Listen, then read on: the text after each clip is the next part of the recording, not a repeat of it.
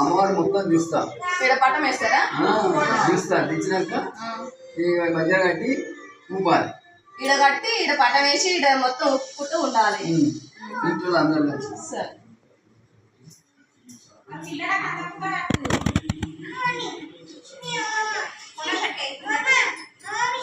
Friends, ఇది దుర్గమ్మ వారి తొట్టెల.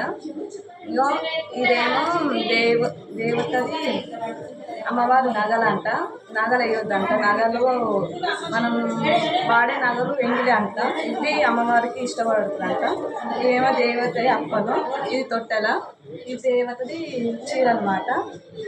ఇది మేము మొత్తం మార్నింగ్ 3 o'clock వరకు ఇది ఊపుతూనే ఉండాలంటే ఇక్కడ పటం వేస్తారు. ఇక్కడ పటం వేస్తారు. దేవత బోనాలు.